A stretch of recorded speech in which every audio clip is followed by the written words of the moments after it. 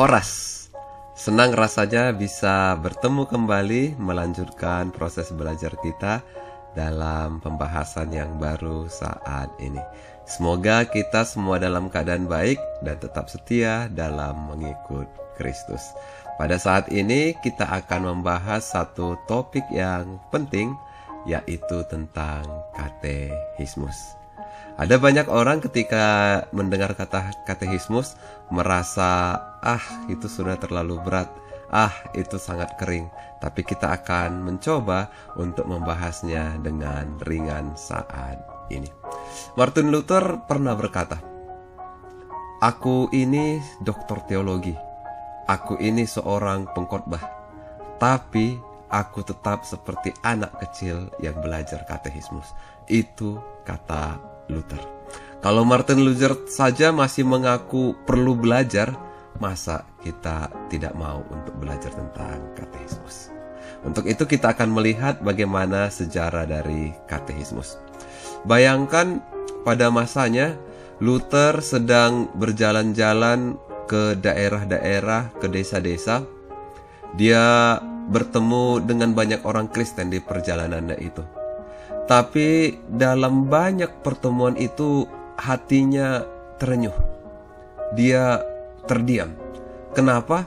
Karena ternyata ketika dia bertemu dengan jemaat-jemaat, ada begitu banyak jemaat yang tidak tahu isi dari 10 perintah Tuhan. Ada banyak juga dari pelayan gereja yang tidak bisa menjelaskan tentang makna sakramen. Tentu hal ini cukup mengejutkan bagi Luther. Tapi Luther tidak langsung marah. Dia tidak langsung membuat rapat tentang disiplin gereja, rapat penjatuhan RPP, tidak. Tetapi dia menulis sebuah buku kecil. Bukan buku untuk dibaca oleh para teolog, tetapi buku buat ayah, buat ibu, buat anak-anak, buat orang-orang yang ada di rumah. Luther menyebut buku itu Hausbuch, buku rumah tangga. Dia berkata, "Der Hausvater soll sein Haus Gesinde en faltig rehren und auswendig lernen lassen." Kepala rumah tangga harus mengajar dan menyuruh keluarganya menghafal. Tentu katekismus bukan sekedar buku hafalan, tetapi katekismus adalah buku kehidupan. Luther ingin agar setiap orang tahu isi katekismus. Ini menjadi pertanyaan bagi kita. Apakah kita semua sudah tahu isi dari katekismus itu? Kalau tidak tahu, maka mari kita belajar bersama dengan anggota keluarga kita yang lain. Ini adalah tugas orang tua Kristen, tugas orang tua HKBP. Jadi kalau ditanya, apa salah satu tugas dari orang tua Kristen, orang tua HKBP? Maka jawabannya tegas, mengajarkan katekismus di tengah-tengah keluarganya. Jadi kita bisa melihat kenapa belajar katekismus menjadi sangat penting. Karena iman ternyata bukan hanya urusan gereja. Iman itu harus hidup di meja makan. Iman itu harus ada di kamar tidur, di obrolan sebelum tidur. Luther ingin agar setiap orang Kristen tahu siapa Allah, tahu apa yang dikehendaki Allah, dan tahu bagaimana hidup sebagai umat Allah. Jadi untuk tujuan itu, Luther memulainya dengan 2 langkah. Yang pertama hafalan, dan yang kedua pemahaman. Bagi Luther, hafalan itu seperti benih, pemahaman itu seperti air. Bagi Luther, kalau cuma menghafal, iman kita akan kering. Kalau cuma memahami, iman kita akan gampang lupa. Tapi kalau dua-duanya berjalan, maka kita akan punya memori rohani yang hidup. Maka sekarang mari kita melihat tentang katekismusnya. Luther menyusun katekismus dalam 5 bagian utama. Tapi 5 bagian ini disusun bukan hanya tentang urutan pelajaran. 5 bagian utama ini diatur sedemikian rupa oleh Luther sebagai bagian dari liturgi pertobatan. Ini yang akan kita lihat. Ada gerak iman yang ingin dibangun oleh Luther dari susunan katekismus ini. Yang pertama, kalau kita bayangkan, ada hukum Taurat. Dari hukum Taurat dinyatakan pelanggaran-pelanggaran dan dosa. Sehingga kita yang membaca hukum Taurat tahu siapa kita.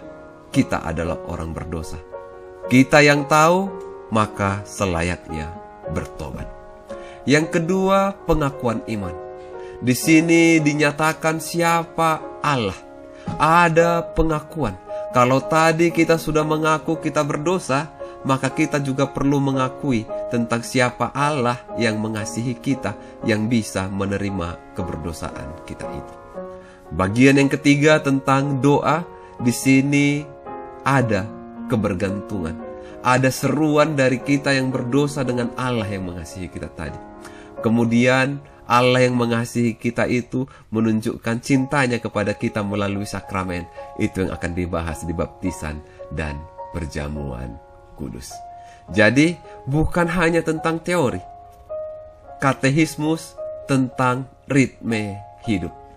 Jadi kita bisa melihat dari awal Luther sudah membangun ketika kita bercermin dari dosa, kita sedang berjalan menuju pelukan kasih Kristus.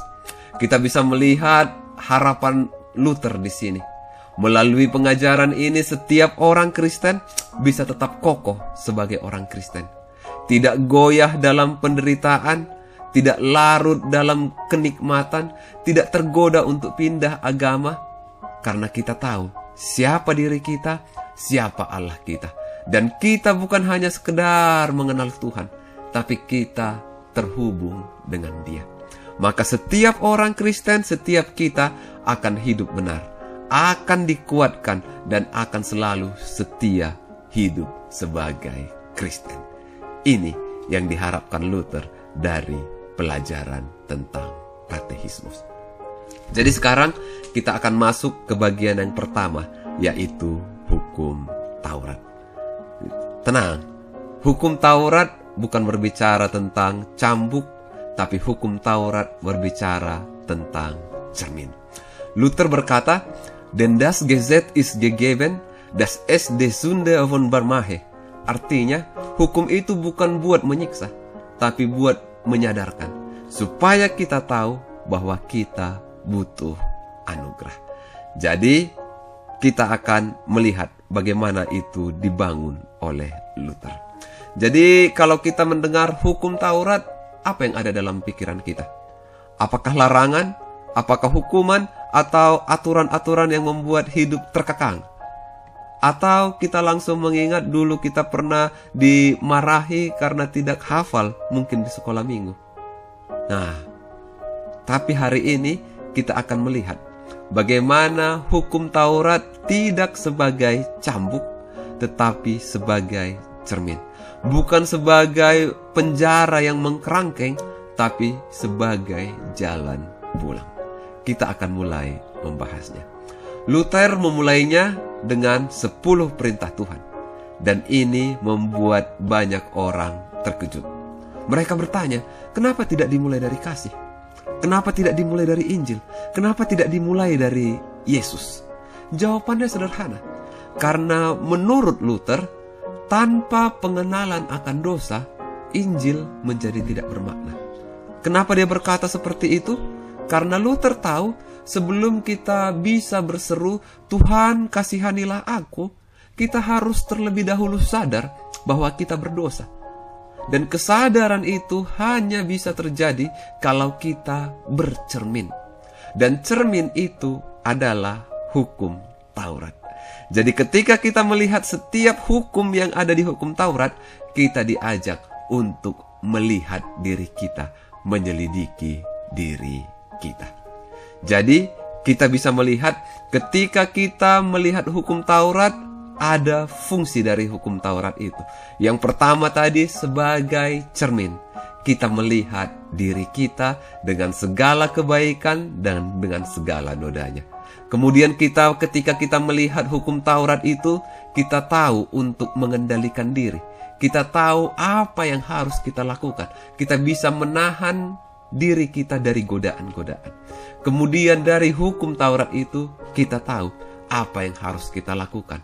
Ada pedoman, ada tuntunan agar kita bisa berjalan dalam hidup baru bersama Kristus. Jadi, hukum Taurat akan menolong kita hidup sebagai buah iman dan rasa syukur kita kepada Allah. Jadi kita bisa melihat apakah diri kita melakukan dosa, apakah diri kita berjuang melawan dosa. Apakah kita mau mengatakan tidak dan berjalan dalam kebenaran?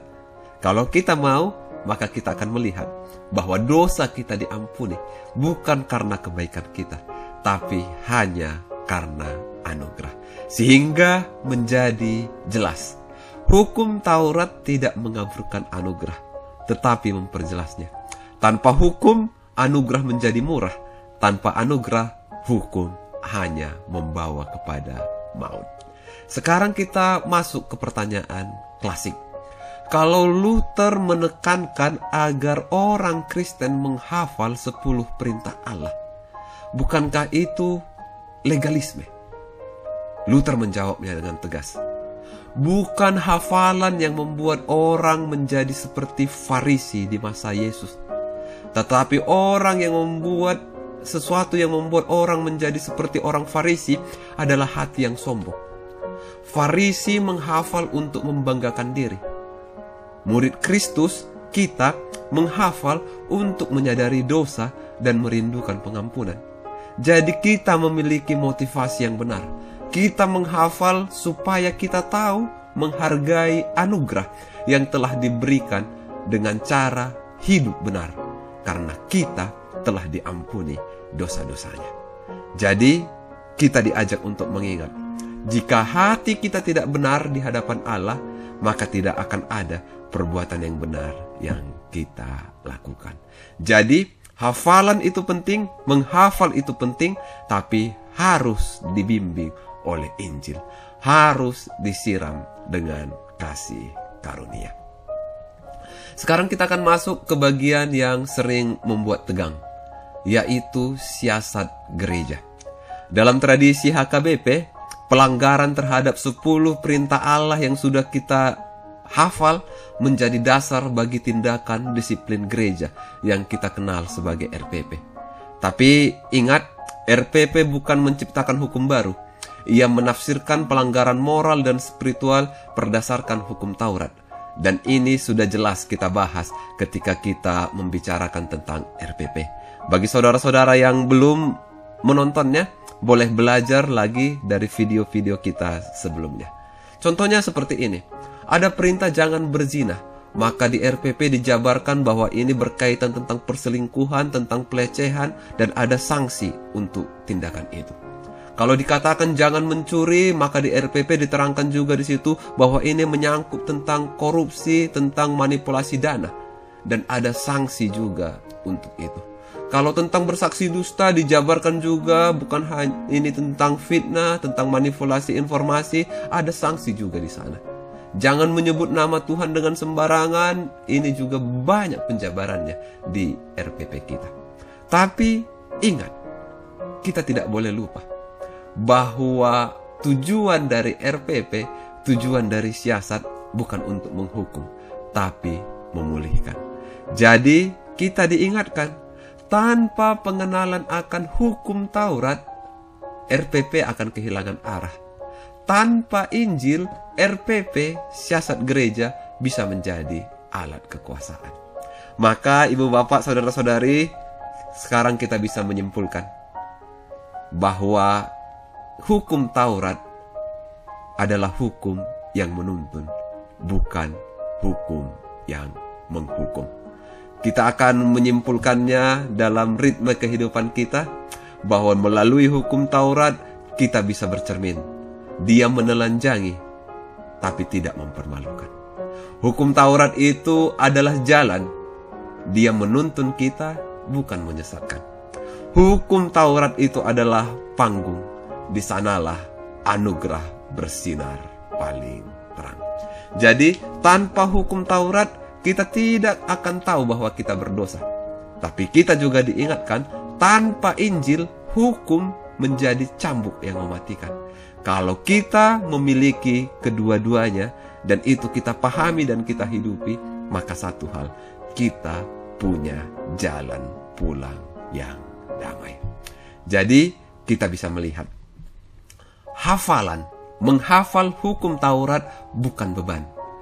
Itu adalah ritme rohani orang Kristen. Memahami hukum Taurat bukan sekadar teori. Itu adalah nyala hati nurani kita. Kalau kedua-duanya digabung, kita akan memiliki anak-anak, kita akan memiliki generasi yang tahu siapa Allahnya dan tahu bagaimana dia harus hidup sebagai umat Allah. Jadi, untuk jemaat, janganlah alergi dengan hukum Taurat. Hukum Taurat bukan musuh kita. Hukum Taurat adalah cermin yang menolong kita kembali kepada Kristus. Untuk orang tua, ingatlah, Anda adalah pengajar-pengajar pertama di rumah Anda. Maka ucapkan 10 perintah Allah ini bersama dengan anak-anak. Usahakan pahami, kemudian jelaskan dengan cara yang menarik, sehingga mereka bisa mengerti bahwa hukum Taurat adalah bentuk kasih Allah, bukan ancaman. Untuk para pelayan, untuk guru sekolah minggu, ajarkanlah hukum ini dengan kreatif. Jangan hanya menyuruh menghafal, tapi tunjukkan bahwa ini adalah cara Allah mengasihi yang baik. Untuk gereja kita HKBP, kita harus selalu mengingat bahwa RPP bukan alat kekuasaan. Ia adalah bentuk kasih yang paling bertanggung jawab. Sehingga siasat gereja harus selalu dibaca dalam terang Injil, bukan dalam bayang-bayang pemenuhan pasal-pasal hukum Taurat. Jadi, mari kita mulai dari rumah. Hafalkan 10 perintah Allah ini. Tapi ingat, jangan berhenti di mulut. Biarkan ia turun ke hati. Jadikan hukum Taurat sebagai liturgi harian, bukan hukuman, tapi pengingat akan kasih Allah. Saat anak-anak kita berbuat salah, jangan langsung marah, tapi usahakan berkata, "Ingat anakku, kamu sudah tahu hukum Allah. Sekarang mari kita bertobat." Dan untuk para pelayan, kalau kita mau menegur, tegurlah dengan kasih. Kalau kita mau memulihkan, pulihkanlah dalam terang Injil. Karena hukum yang sejati selalu menuntun orang kepada Kristus. Itu tentang hukum Taurat. Kita akan melanjutkan sebentar lagi ke pengakuan iman. Dari pengakuan aku berdosa menjadi aku percaya. Jadi, saudara-saudara yang terkasih, ketika tadi kita sudah membahas hukum Taurat, kita telah bercermin. Dan kita sudah sadar bahwa aku tidak sebaik yang aku kira. Apa dampaknya ini bagi kehidupan kita? Apakah ketika kita tahu kita berdosa, perasaan kita biasa saja?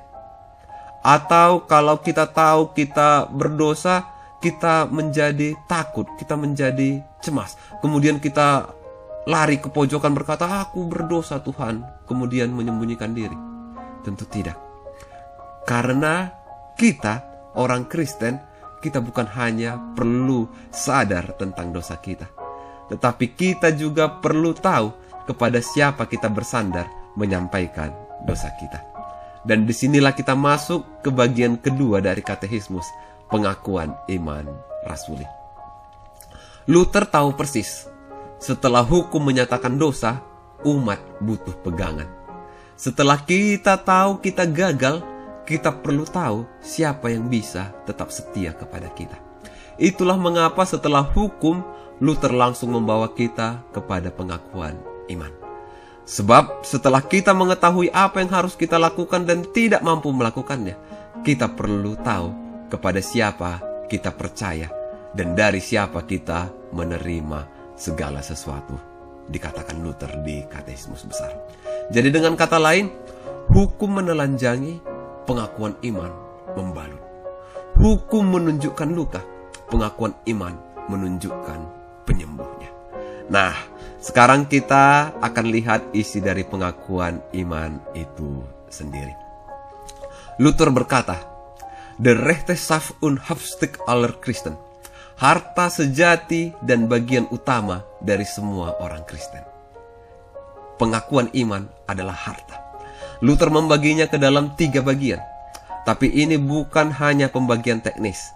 Ini adalah kisah keselamatan yang ditulis oleh Allah Tritunggal sendiri. Kita mulai dari bagian yang pertama, aku percaya kepada Allah Bapa. Di sini kita mengenal Allah sebagai pencipta yang membentuk kita dari debu dan memelihara kita setiap hari. Yang kedua, aku percaya kepada Yesus Kristus. Di sini kita mengenal siapa penebus kita. Dia yang turun ke dunia menderita mati, bangkit untuk kita. Yang ketiga, aku percaya kepada Roh Kudus. Di sini kita mengenal siapa Roh Kudus yang memanggil, yang menguduskan dan menjaga kita di dalam iman. Tentu kita bisa melihat kembali penjelasan tentang sejarah gereja dan konfesi tentang pengakuan iman ini. Itu ada di pembahasan kita di video-video sebelumnya. Sekarang kita akan lanjutkan. Kita akan melihat setiap bagian tadi bukan hanya berisi informasi, tapi setiap bagian tadi adalah undangan untuk percaya. Undangan untuk kita mampu berkata, inilah Allahku, inilah hidupku. Jadi saudara-saudari, jangan buru-buru dulu. Kita perlu berhenti sejenak dan bertanya, mengapa penting mengetahui? Dan bukan hanya mengetahui, mengapa penting mengajarkan pengakuan iman ini?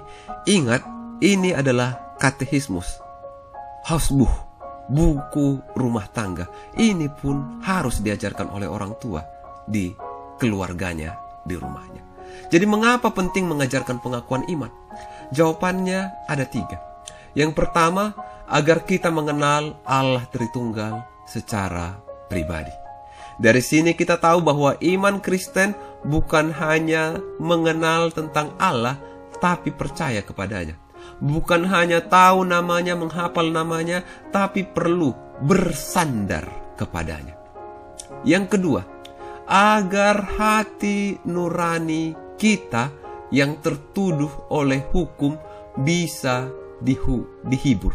Setelah kita sadar kita berdosa, kita perlu tahu bahwa ada Allah yang mengampuni kita atas dosa-dosa kita. Jadi dosa bukan akhir. Yang ketiga, agar identitas kita dibentuk oleh Injil, bukan oleh luka. Jadi dari pengakuan iman, kita bisa mendeklarasikan, aku milik Allah. Dan semua ini bukan untuk disimpan sendiri, tapi untuk diajarkan. Sekali lagi, untuk diajarkan. Di mana? Di rumah, di gereja, di hati anak-anak kita. Kembali lagi perlu diingatkan, bagi orang tua Kristen, bagi orang tua HKBP, dan bagi setiap pemuda-pemudi yang mau menjadi orang tua nantinya, perlu mengingat ini. Ini harus diajarkan. Jadi bagaimana kita akan menghidupkan pengakuan iman ini? Jangan khawatir, Luther sudah memberi kita jalannya. Dan kita bisa memulainya dari hal-hal yang sederhana. Untuk orang tua, setelah kita mengajarkan hukum Taurat tadi, ajarkan juga pengakuan iman ini. Ucapkan bersama anak-anak sebelum tidur. Gunakan pendekatan, gunakan cara yang menarik agar mereka bisa tertarik. Ajak anak untuk bertanya, apa artinya percaya kepada Allah sebagai Bapa hari ini? Apa yang Yesus lakukan untuk kita? Apa yang Roh Kudus kerjakan dalam hidup kita? Untuk pelayan dan guru sekolah minggu, jangan cuma suruh hafal, jelaskan maknanya, gunakan cerita-cerita Alkitab, gunakan juga pola tanya jawab yang ada di katekismus, sehingga mereka bisa mengerti. Untuk anak-anak dan remaja, mari hafal, buat doa pribadi berdasarkan pengakuan iman ini. Contohnya, terima kasih Bapa karena Engkau menciptakan aku, dan selanjutnya, Yesus, aku percaya Engkau telah menebus aku. Atau Roh Kudus tuntun aku hari ini. Maka kita bisa melihat, pengakuan iman bukan sekadar rumusan. Ia adalah warisan iman yang hidup, yang harus ditanamkan sejak dini, diulang setiap hari, dan dijelaskan dengan kasih. Rasul Paulus berkata, iman datang dari pendengaran, dan pendengaran oleh firman Kristus. Jadi dengan menghafal dan memahami pengakuan iman di tengah keluarga, kita sedang membangun gereja kecil di rumah, tempat anak-anak kita belajar, sehingga mereka mampu berkata, aku percaya kepada Allah, Bapa yang Maha Kuasa. Dan itu bukan hanya diucapkan, tapi benar-benar dihidupi dalam laku sehari-harinya. Jadi, kalau kita sudah mengetahui kita berdosa, kita tidak hanya berhenti di situ, kita harus lanjutkan dengan aku percaya. Karena dari pengakuan dosa, kita melangkah ke pengakuan iman. Dan dari pengakuan iman, kita akan belajar berseru kepada Allah dalam doa di bagian yang ketiga. Sekarang kita masuk ke bagian yang ketiga. Kita sudah berjalan cukup lama, cukup jauh ya. Kita mulai tadi dari hukum Taurat, lalu melangkah ke pengakuan iman. Kita sudah bercermin dan kita sudah berkata, aku percaya. Tapi iman bukan cuma soal tahu dan percaya. Iman itu harus bernafas, harus berseru, harus menyapa Allah. Dan disinilah kita masuk ke bagian ketiga dari katekismus, doa Bapa Kami. Tapi sebelum kita lanjut, ada satu pertanyaan penting yang sering terlewat. Apakah Yesus pernah memberi nama untuk doa ini? Kan kalau ditanya apa nama doanya, doa Bapa Kami. Tapi apakah Yesus pernah memberi nama untuk doa ini? Tentu jawabannya tidak. Yesus tidak pernah berkata, inilah doa Bapa Kami. Ia hanya berkata, kalau kamu berdoa, berdoalah demikian. Jadi, kalau bukan Yesus yang memberi nama, lalu apa sebutan yang paling tepat? Sebenarnya sih bebas saja, karena tergantung dari makna dan hati kita berdoa. Tapi kalau saya biasanya menyebut doa yang diajarkan Tuhan Yesus. Doa yang di dalamnya kita tidak bicara sebagai hamba, tapi sebagai anak. Kita tidak memohon sebagai orang asing, tapi sebagai keluarga. Kita tidak mengulang seperti mantra, tapi kita sedang menyerahkan hidup. Kita mulai pembahasannya. Luther sangat sadar akan urutan ini. Ia tidak menaruh doa di awal, tapi di tengah. Karena doa bukan langkah pertama. Karena doa adalah respon dari hati yang sudah disentuh oleh hukum dan Injil. Jadi, setelah kita tahu siapa kita, bahwa kita adalah pendosa yang gagal, dan tahu siapa Allah kita, bahwa Allah kita adalah Allah penebus yang setia, maka kita diajak untuk berseru kepada Allah yang baik itu. Jadi, di Katekismus Besar dikatakan Luther demikian, karena kita telah belajar mengenal Allah dan menerima anugerahnya, maka sekarang kita belajar bagaimana kita harus hidup di hadapannya, yaitu dengan berdoa. Jadi, doa bukan pelengkap. Doa adalah nafas iman.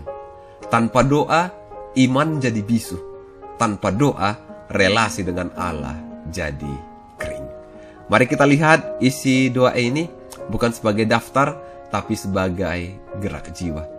Kita mulai dengan melihat pendahuluannya, Bapa Kami yang di surga. Di sini kita menyatakan relasi kita bukan tamu, kita adalah anak. Kita tidak mengetuk pintu surga sebagai orang asing, tapi sebagai keluarga yang pulang. Lalu kita masuk ke 7 permohonan yang membentuk ritme rohani kita. Yang pertama, dikuduskanlah namamu. Kita ingin nama Allah dihormati, bukan dipakai sembarangan. Datanglah kerajaanmu. Kita ingin Allah memerintah hati kita, bukan hanya dunia luar. Jadilah kehendakmu. Kita belajar untuk tunduk kepada Allah, bukan ngotot kepada Allah. berikanlah kami rezeki pada hari ini. Kita diajak untuk mengakui bahwa hidup ini bukan hasil kerja keras semata, tapi pemberian Allah.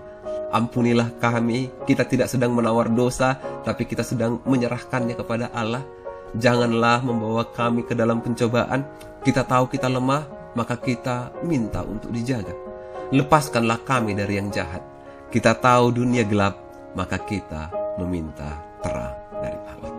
Dan akhirnya kita tutup dengan satu kata penuh iman. Amin. Pernyataan bahwa Allah sungguh mendengar dan menjawab. Tapi saudara-saudara yang terkasih, doa bukan sekadar permohonan.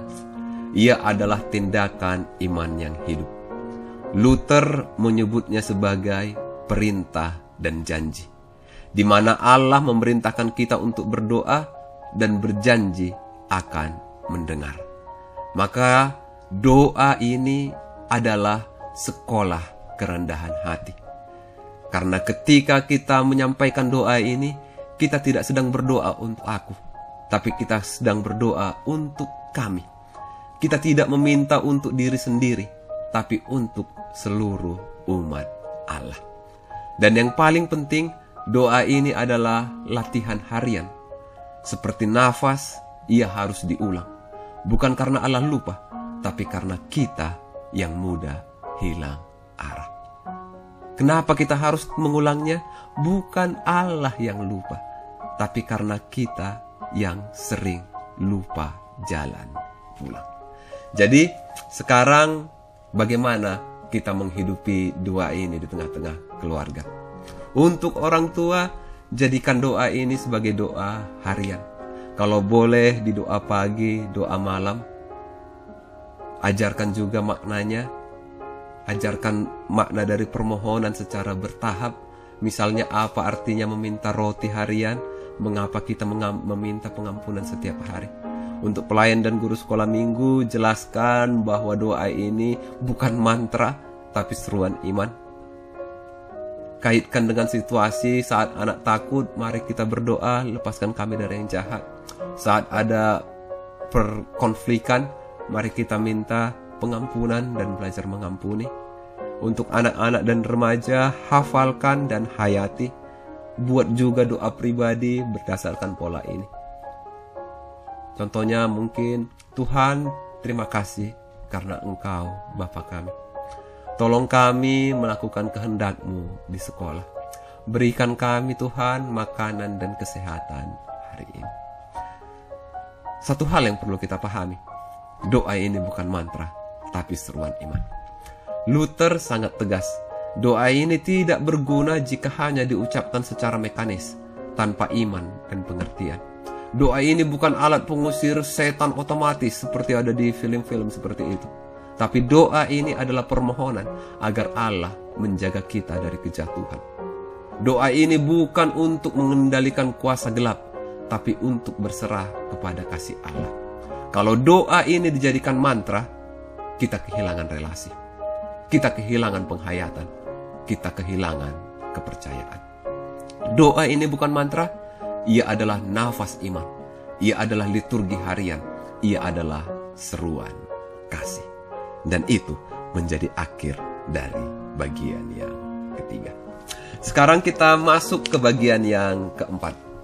Kita sudah belajar hukum, kita sudah mengaku iman, dan kita sudah berseru lewat doa. Tapi sekarang kita masuk ke sesuatu yang lebih dari kata-kata. Kita masuk ke tindakan Allah yang konkret. Tindakan yang bukan cuma simbol, tapi sakramen. Tentu kita sudah membahas sakramen ketika kita membahas tentang konfesi. Boleh lagi dilihat rekaman-rekaman kita sebelumnya. Jadi kita ulang sedikit. Sebelum kita bicara tentang baptisan, kita perlu tahu kembali apa itu sakramen. Sakramen adalah tanda lahiriah yang kelihatan, yang dipersatukan dengan firman Allah, di mana kita bisa merasakan Allah memberikan anugerahnya secara nyata kepada kita. Kalau Luther menyebutnya bahwa baptisan nicht bloß Wasser, sondern Wasser in Gottes Gebot gefasst und mit Gottes Wort verbunden. Bukan sekadar air, tapi air yang dipersatukan dengan perintah dan firman Allah. Artinya, sakramen bukan benda mati.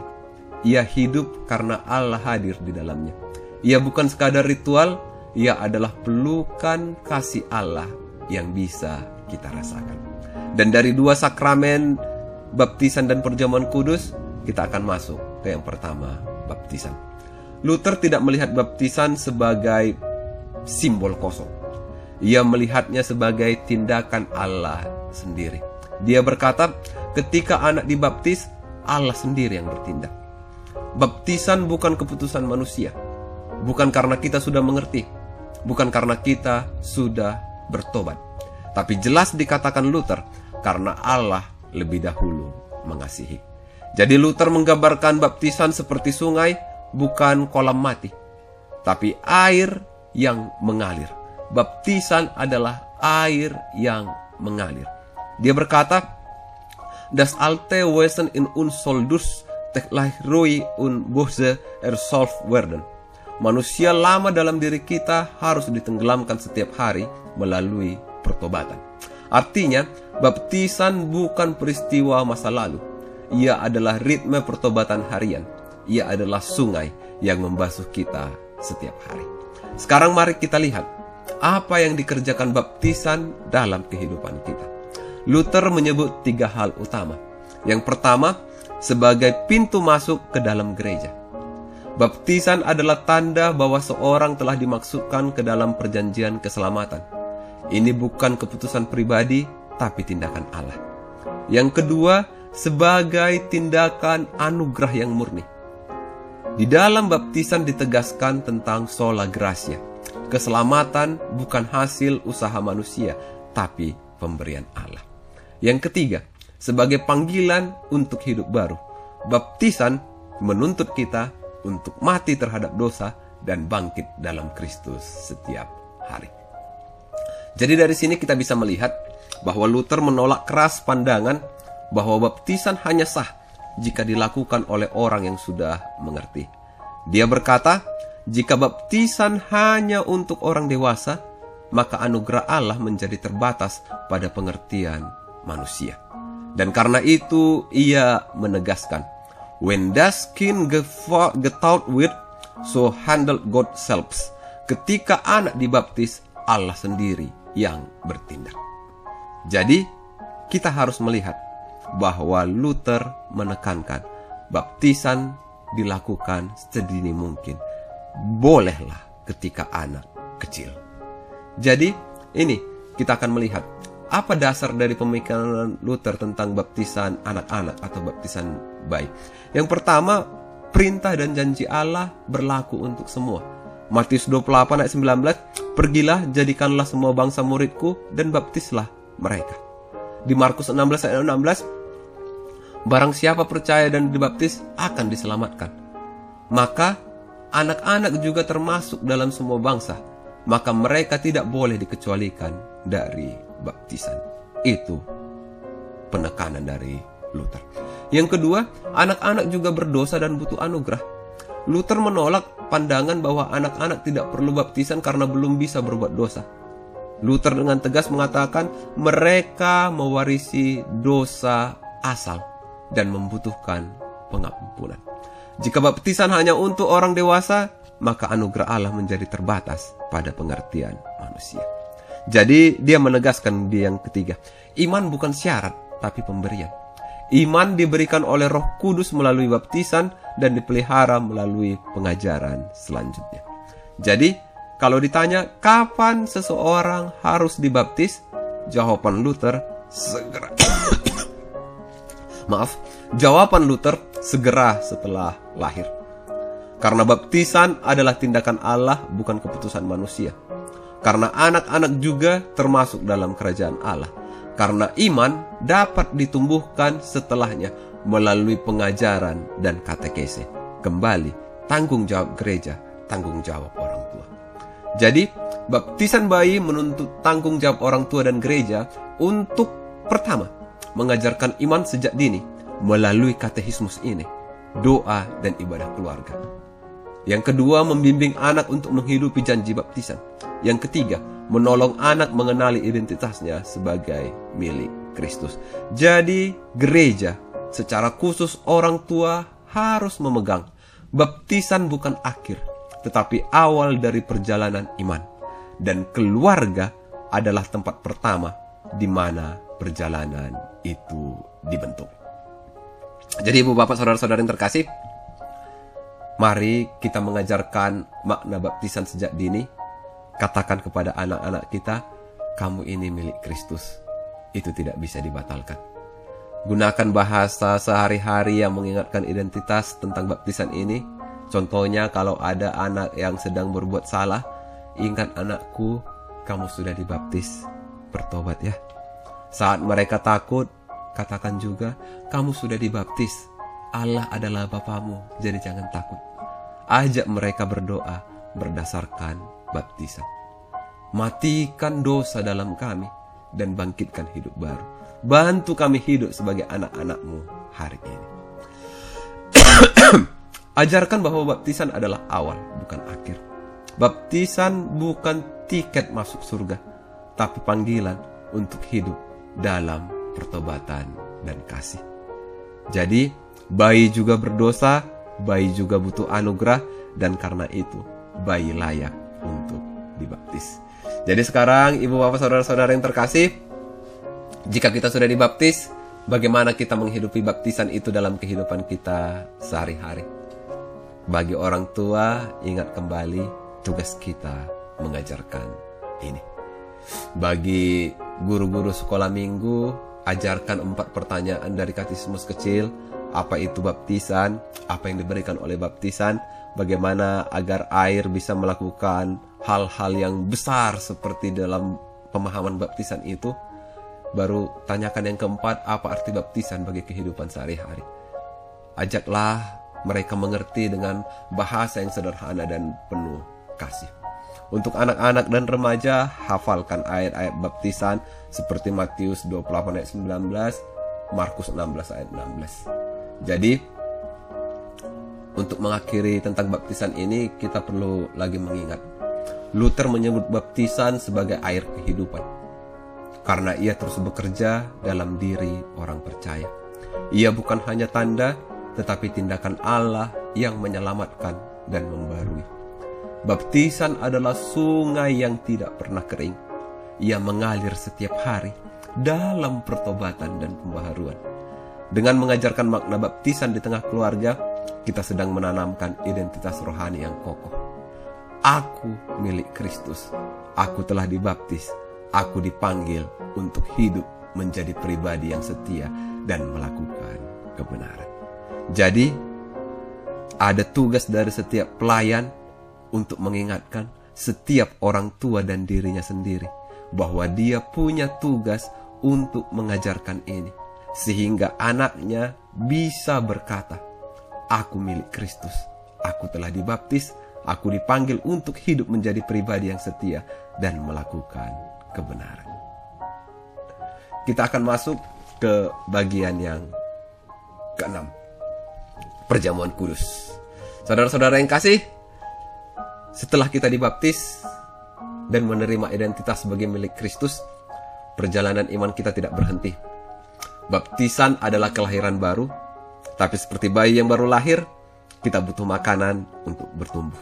Dan makanan itu bukan sembarang makanan, ia adalah tubuh dan darah Kristus sendiri yang diberikan dalam perjamuan kudus. Kalau kita lihat, Luther tidak melihat perjamuan kudus sebagai simbol kosong. Di katekismus kecil dia berkata bahwa bukan sekadar roti dan anggur, tetapi roti dan anggur yang dipersatukan dengan perintah dan firman Allah. Dengan kata lain, perjamuan kudus bukan hanya kenangan, ia adalah kehadiran nyata Kristus dalam roh dan anggur. Roti dan anggur adalah perantara, parhitean. Ia adalah Injil yang bisa disentuh, dipegang, dan dikecap. Dasarnya jelas, Kristus sendiri yang mengundang kita. Ambillah, makanlah, inilah tubuhku. Minumlah, inilah darahku. Luther tidak menafsirkan ini sebagai metafora. Ia percaya bahwa ketika kita menerima roti dan anggur, kita sungguh menerima tubuh dan darah Kristus. Bukan karena zatnya yang berubah, tapi karena firman Allah hadir dan bekerja di dalamnya. Lalu apa yang terjadi saat kita menerima perjamuan kudus? Luther menjelaskan 3 hal utama. Yang pertama, pengampunan dosa. Ketika kita menerima tubuh dan darah Kristus yang telah dikorbankan untuk kita mendapatkan pengampunan dosa. Ini bukan sekedar simbol pengampunan, tapi pengampunan itu sendiri. Yang kedua, persekutuan dengan Kristus dan sesama.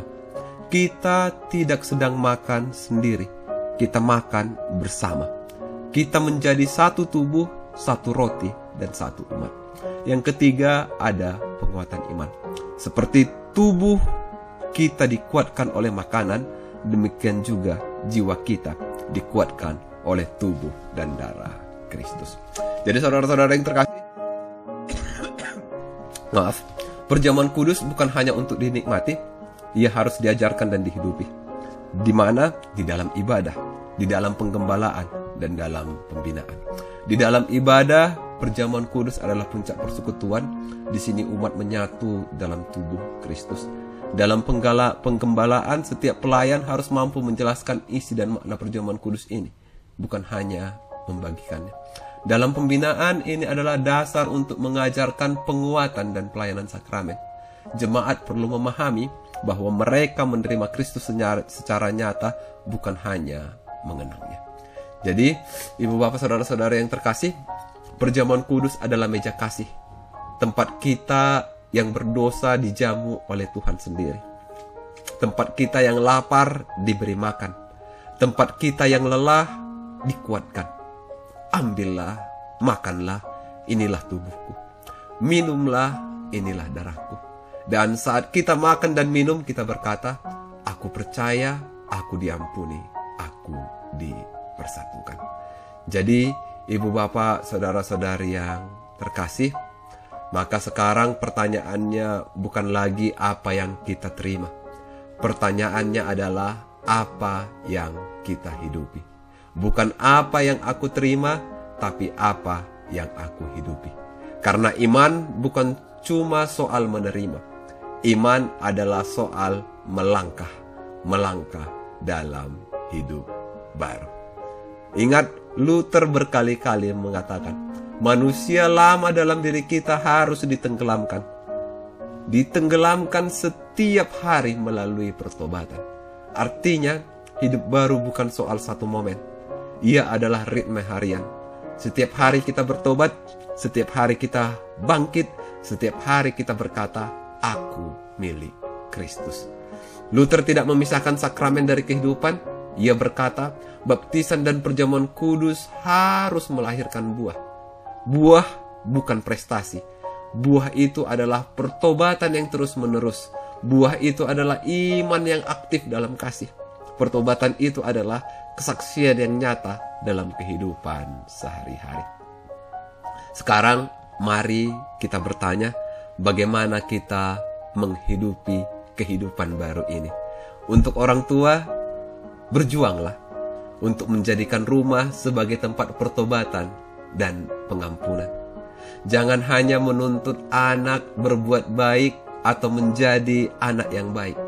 Tunjukkan juga bahwa kita semua sedang belajar untuk hidup baru yang ada jatuh bangunnya. Gunakan selalu momen harian untuk mengingatkan identitas mereka, bahwa mereka milik Kristus, bahwa mereka hidup sesuai panggilan itu. Ingatkan identitas baptisan tadi. Untuk pelayan dan guru sekolah minggu, ajarkan bahwa iman bukan hanya soal hafalan, tapi soal tindakan. Dorong anak-anak untuk selalu bertanya, apa yang bisa aku lakukan sebagai anak Allah? Bagaimana aku bisa menunjukkan kasih di sekolah? Untuk jemaat, untuk remaja, jangan puas dengan status sudah dibaptis. Tanyakan, apakah hidupku sudah mencerminkan kasih Kristus? Apakah aku bertumbuh dalam pengampunan dan dalam pelayanan?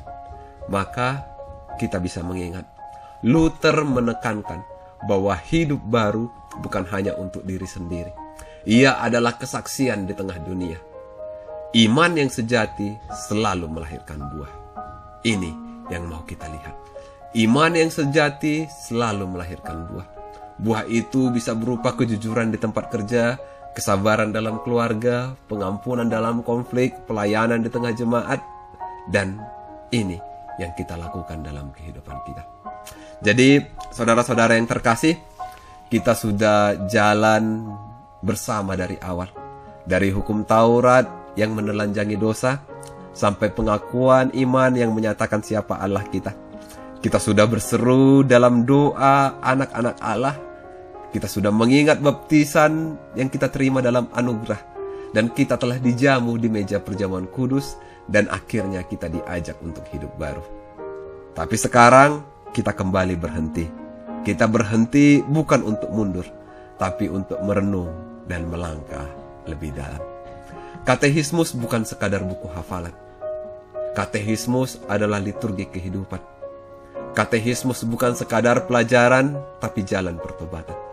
Luther menyusunnya bukan untuk para teolog, para pendeta di tempat mereka masing-masing. Tapi Luther menyusunnya untuk ayah, ibu di dapur, anak-anak di kamar, untuk orang tua, untuk keluarga di rumah, untuk jemaat yang sedang bertanya, apa artinya menjadi Kristen? Maka kita perlu bertanya. Orang tua perlu bertanya, sudahkah katekismus ini menjadi liturgi di rumah kami? Sudahkah anak-anakku tahu bahwa mereka milik Kristus? Bagi pelayan dan guru, sudahkah aku mengajarkan ini dengan bersemangat? Sudahkah aku membimbing jemaat untuk hidup dalam anugerah? Bagi jemaat, kita perlu bertanya, sudahkah aku bertobat setiap hari? Sudahkah aku makan dan minum dengan iman? Sudahkah kita bersaksi di tengah dunia? Jadi, terakhir, Luther menuliskan katekismus bukan untuk membuat kita pening, pusing. Dia menuliskan ini supaya kita tidak lupa siapa kita. Supaya kita tidak nyasar di jalan iman. Supaya kita tidak hidup dari hafalan, tapi dari pertobatan. Karena dunia tidak butuh orang Kristen yang hafal. Dunia butuh orang Kristen yang hidup. Jadi, mari kita mulai dari rumah, mulai dari hati, mulai dari pertobatan harian. Karena katekismus bukan akhir, ia adalah awal dari hidup yang menyala, hidup yang berkobar. Sampai jumpa di perjalanan berikutnya. Tetap bertumbuh, tetap bersinar, tetaplah menjadi milik Kristus. Tuhan Yesus memberkati. Amin.